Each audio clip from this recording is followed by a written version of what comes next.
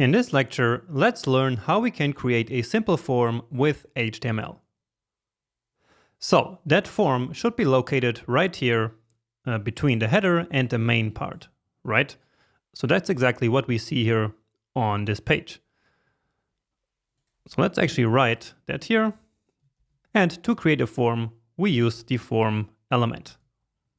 Okay, and we can actually give the form element some special attributes, but for now that won't be necessary because just like the buttons that we created earlier, submitting this form will not do anything before we write some JavaScript to actually make it work.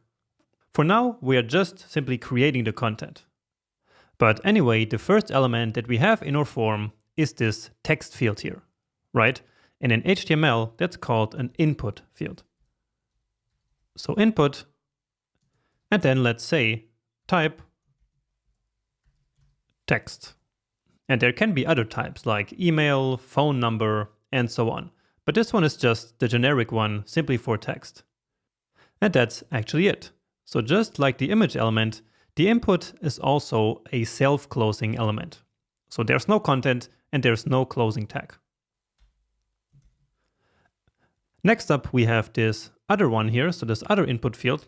So let's write the exact same thing. Text and then self, close it. And then let's give it a save and check it out. So nothing special at this point, simply an input field that we can focus and type into. But yeah, nothing special yet. So next up, we have this one here, which is this drop down basically. So this is called in HTML a select element. And this one actually we do close because it needs some content. And the content of the select element is one option element for each of the options of the select field. So option, and here we do need an attribute, but more about that later. So first, the first one is technology. And then let's create another one for science, and then one for finance. Because this is basically the category that the user can choose for the fact that they are inputting. So here we have these 8 categories, which are exactly the same as these buttons. But again, we are keeping it simple here. And that's because later on, we will actually create many of these elements using JavaScript. So basically, we will have some code which will then create this list here for us. So the select element.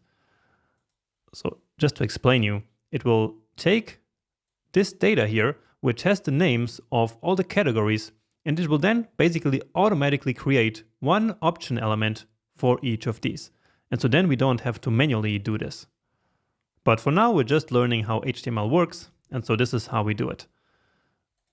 So when we come here now, we have one of these elements that I'm sure that you've seen many, many times before when using the web, where we can select one of the options.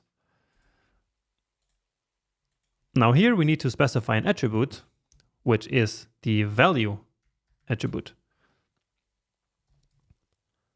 And here let's just call it technology. Okay. And this will be important later when the form is submitted. So an option always needs to have the value. So in this case, the values are simply the categories here. Okay, so visually that doesn't change anything. And now finally, the button. And let's just say post. So to post this fact to the app. So beautiful. Actually, here we have another option, which is called choose category, basically just to tell the user what they should do here.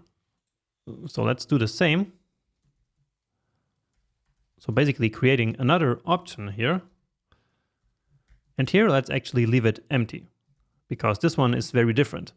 We never want the user to actually select this one. So we leave it empty, which will make more sense a bit later when we actually make this form work. So choose category.